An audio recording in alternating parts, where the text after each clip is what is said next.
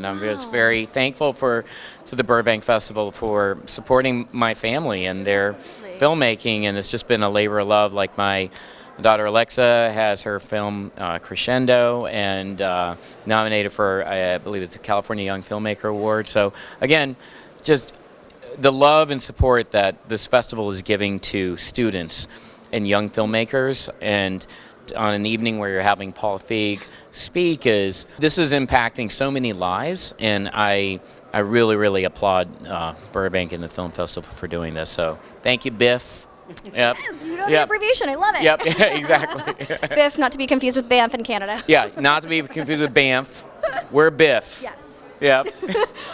So I'm so curious because I've always loved watching your work. And do you have, yeah, of course, do you have anything that stands out as your favorite, most memorable role or most memorable moment of your career thus far? You know, what a lot of people don't know, before Knocked Up and before The Hangover, which is kind of the movies that had given me a career, one of my earliest guest starring roles was on The Office.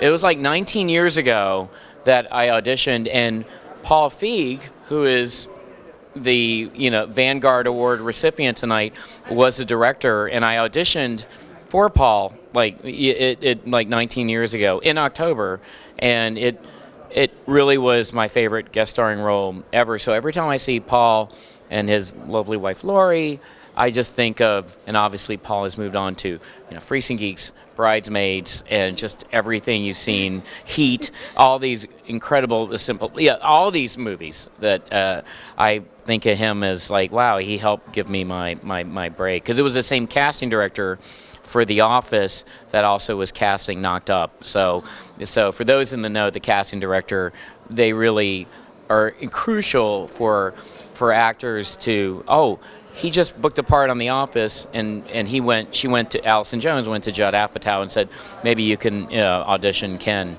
So it's one of those things. So when I think of Paul, I think of like kind of my first movie indirectly. Yeah. That's so cool. What a full circle moment tonight. Full circle moment, yeah. For my daughters, both Alexa and Zoe, they both worked on this film. Zoe was also very crucial. I believe she was the first AD on Alexa's film, so it was like a family affair. And me and my wife, Tran, were talking about kind of how important and impactful Paul's work is just in comedy in general.